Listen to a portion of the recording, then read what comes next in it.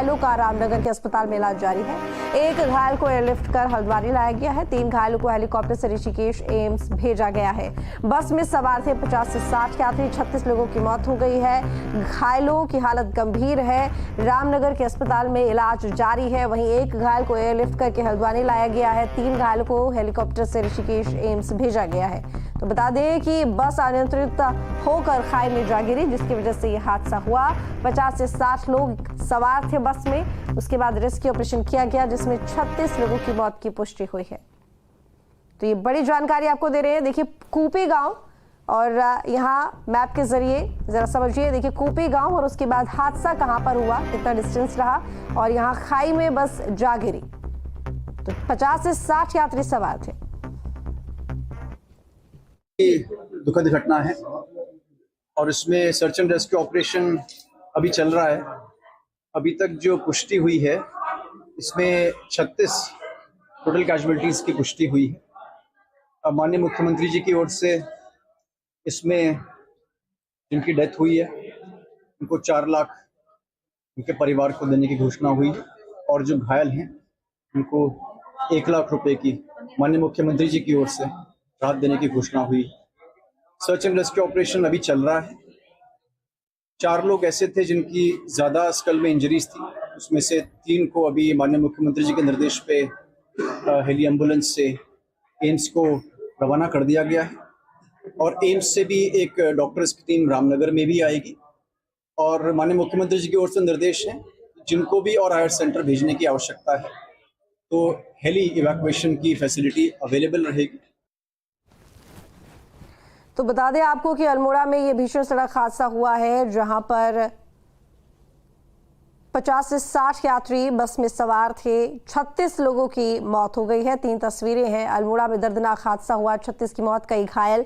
पहली तस्वीर। दूसरी, घायलों का रेस्क्यू ऑपरेशन जारी है, यानी कि रेस्क्यू ऑपरेशन अभी भी चल रहा है और आंकड़ा बढ़ सकता है। हालांकि कई लोग जो घायल हुए हैं उनकी स्थिति भी गंभीर है। रामनगर में इलाज चल रहा है घायलों का। वहीं एक जो है उसे हल्द्वानी एयरलिफ्ट किया गया है मरीज, और वहीं जो 3 की बात करें तो 3 जो घायल हैं उन्हें ऋषिकेश हेलीकॉप्टर से शिफ्ट किया गया है।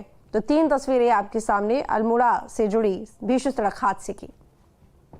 तो अल्मोड़ा में ये बस हादसा, जिसको लेकर लगातार रेस्क्यू ऑपरेशन चल रहा है, लेकिन आपको बता दें कि 36 लोगों की मौत, 36 लोग अपनी जान गंवा चुके हैं इस हादसे में।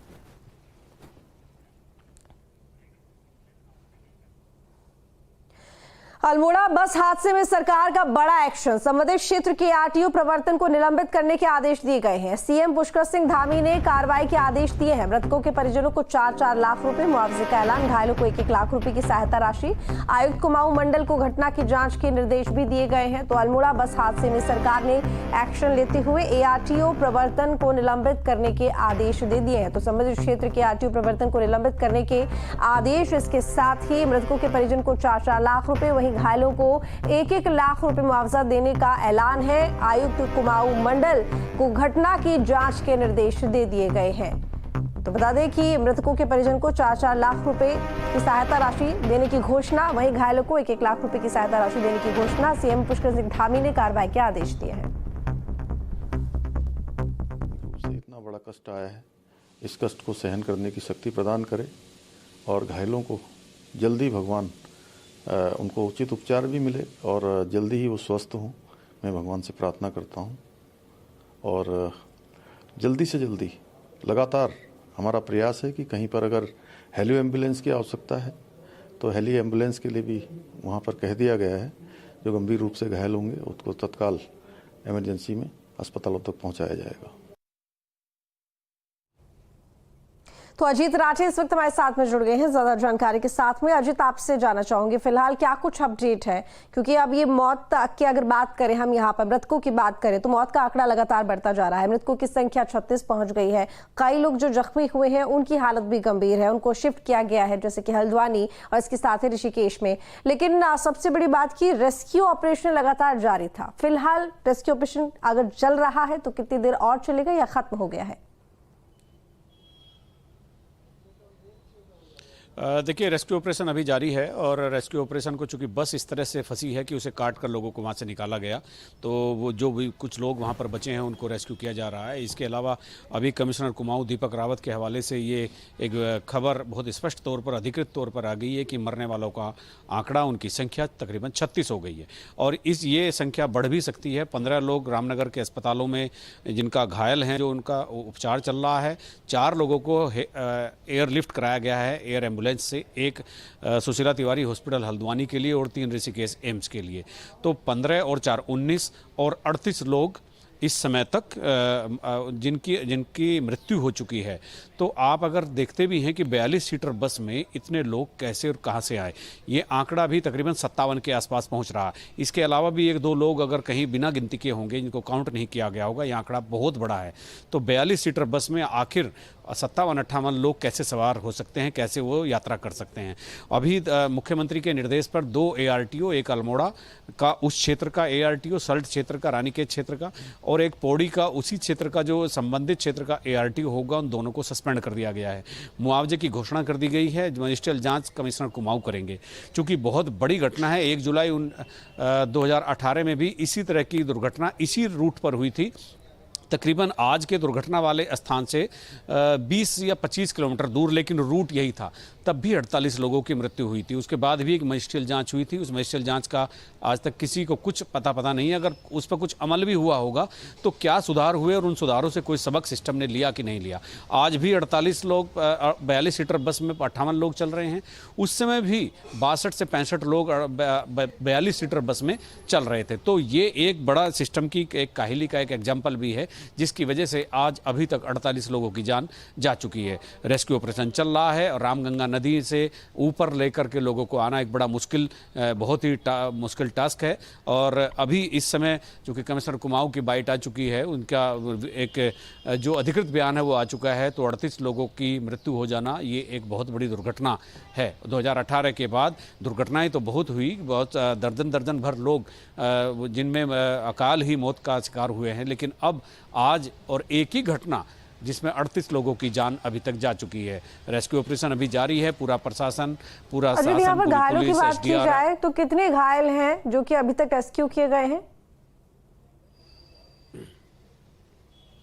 अभी देखिए 19 घायल लोगों की गिनती सामने आ रही है, जिनमें से 15 लोग रामनगर के अस्पताल में उपचार जिनका चल रहा है और एक को एयरलिफ्ट करा के हल्द्वानी सुशीला तिवारी हॉस्पिटल भेजा गया और 3 लोगों को ऋषिकेश एम्स लाया गया है।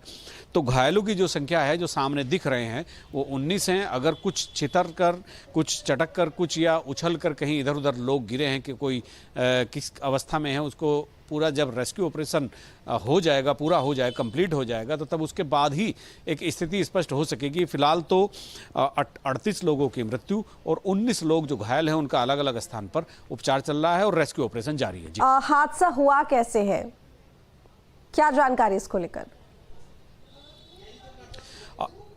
न्यूज स्टेट ने कमिश्नर कुमाऊं दीपक रावत से दूरभाष पर बातचीत इस बारे में की थी, तो उन्होंने बताया कि ओवरलोडिंग का मामला तो प्रथम दृष्टया सामने आ रहा है कि 42 सीटर बस में तकरीबन इतने लोग थे जितने हमने बताया, तकरीबन 57-58 लोग।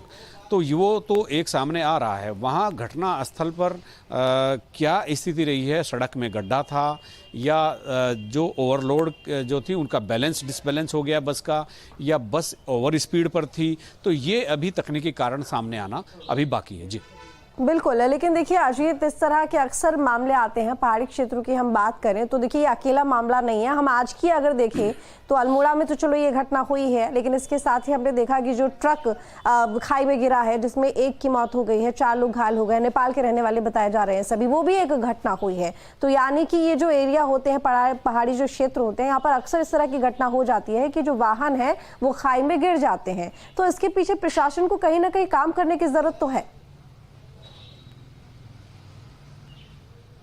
देखिए, जैसा मैंने अभी आपको बताया कि 1 जुलाई 2018 में जो धूमाकोट के पास इसी रूट पर एक घटना हुई थी, बस दुर्घटना हुई थी, वो बस भी खाई में गिर गई थी और 48 लोगों की मौत हुई थी। एक मजिस्ट्रियल जांच हुई, उस समय भी कुछ लोग सस्पेंड हुए और उसके बाद कुछ दिनों बाद वो बहाल हो गए और कुछ बताया गया कि सड़क में गड्ढा था, सड़कों को ठीक किया जाएगा और जो सिक्योरिटी वॉल होती है उनको मजबूत किया जाएगा। लेकिन एक जो बेसिक चीज़ मैंने दोनों दुर्घटनाओं में देखी है कि वो ये थी ओवरलोडिंग, यानी ज़रूरत से ज़्यादा यात्रियों को बस में बिठाकर ले जाया जाना।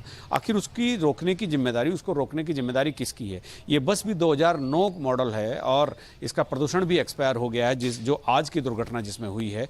बाकी भी सारी चीज़ें सर्च पर हैं, चेक की जा रही है, लेकिन एक बहुत ही गंभीर घटना ये सामने आई है। और हादसों की रिपोर्ट्स के बाद क्या सबक लिए हैं सरकार ने और सिस्टम ने, अजीत, ये लेकिन एक बात और, जिस तरीके से आपने यहाँ पर कहा कि ओवरलोडिंग एक बड़ी वजह, लेकिन इसके साथ ही हम रैश ड्राइविंग को भी यहाँ पर कारण मान सकते हैं, क्योंकि जो लोग वहाँ ड्राइव करते हैं, जो यहाँ पर ट्रांसपोर्ट यूज होते हैं पब्लिकली, जाहिर तौर पर वो रैश ड्राइवर होते हैं, रैश ड्राइविंग करते हैं पहाड़ी क्षेत्रों में, क्योंकि उनका जाना पहचाना एरिया है, वो अक्सर उस जगह पर चलाते रहते हैं, चाहे वो गाड़ी हो, चाहे वो कार हो, किसी भी तरह का ट्रांसपोर्ट हो, तो उसकी वजह से भी हादसे होते हैं। ओवर कॉन्फिडेंस मान सकते हैं इसके पीछे एक बड़ी वजह। बिल्कुल, देखिए, जो कोई पर्वतीय क्षेत्र में जो ड्राइवर बरसों से गाड़ी चला रहा है, बस चला रहा है, ट्रक चला रहा है, तो वो एक कंफर्ट जोन में चला जाता है। उसे लगता है कि मैं पहाड़ में गाड़ियां चला रहा हूं और मुझसे कोई दुर्घटना नहीं होगी, और वो इस बात के लिए मुतमिन रहता है कि वो बहुत ही कुशल है और उसके कौशल को कोई चुनौती नहीं दे सकता। लेकिन प्रकृति एक बड़ी चीज़ होती है, घटनाएं होती रहती हैं, और बीच बीच में जो ड्राइवर हैं उनका ट्रेनिंग का कोई व्यवस्था नहीं, उनकी ट्रेनिंग की कोई व्यवस्था नहीं है, साथ में पुलिस चेकिंग की कोई व्यवस्था नहीं है, ARTO प्रवर्तन की कोई व्यवस्था नहीं है। आखिर ड्राइवर की बात तो बाद में आती है, लेकिन जो एक चेकिंग अभियान होता है, एक छोटे छोटे पॉइंट जो चेक किए जाते हैं, बस में ओवरलोडिंग है कि नहीं, बस की फिटनेस है कि नहीं, पुलिस नाके पर तमाम ऐसी चीजें होती हैं, वो हो रही थी। तो फिर ये 42 सीटर बस में 58 लोग कैसे थे, ये एक बड़ा सवाल है। जी चलिए, ठीक है अजीत, बहुत शुक्रिया आपका तमाम जानकारी के लिए। नजर बनाए रखिएगा। तो आपको बता दें कि बहुत बड़ा हादसा, लगभग 36 की संख्या में लोगों की जान चली गई। हालांकि अभी जिस तरीके से अजीत ने बताया यहाँ पर कि 38 अब ये आंकड़ा हो गया है, आंकड़ा अभी बढ़ भी सकता है, क्योंकि रेस्क्यू